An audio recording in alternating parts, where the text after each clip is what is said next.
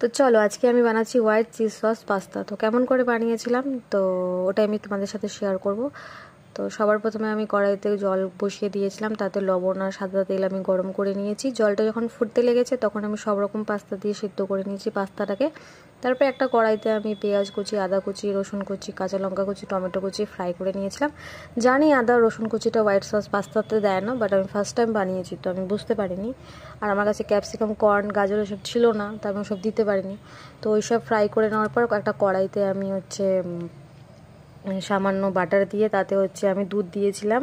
দুধ দিয়ে আমি সে পেঁয়াজের ভাজাগুলো সব দিয়ে তারপরে লবণ দিয়ে কিছুক্ষণ নেড়ে চেড়ে আমি ময়দা দিয়ে দিয়েছি 1 চামচ। ময়দা দিয়ে নেড়ে চেড়ে নিয়ে ভালো মতন, যাতে গাঁঠ না থাকে সেই জন্য ভালো মতন ময়দাটাকে পেস্টের মতন আর কি নাড়িয়ে চাড়িয়ে নিতে হবে। তারপরে আমি চিলি ফ্লেক্স দিয়েছিলাম, তারপরে সেদ্ধ করা পাস্তাগুলো দিয়েছিলাম। দিয়ে নেওয়ার পর নেড়ে চেড়ে নিয়ে লবণ স্বাদ মতো দিয়েছি।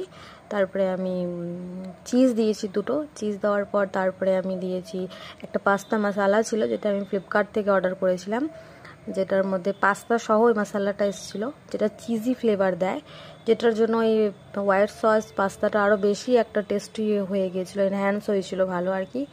তো ওটা ফ্লিপকার্ট থেকে আমি নিয়েছি। প্রথমে যে আমি প্যাকেটটা দিলাম সেটাই আর কি সেই প্যাকেটেরই ছিল আর কি পাস্তাটা। তো যাই হোক, আমি অনেক কিছু বক বক করে দিলাম, তোমরা হয়তো বুঝতে পারোনি। তো ভিডিওটা ভালো মতন দেখলে তোমরা বুঝতে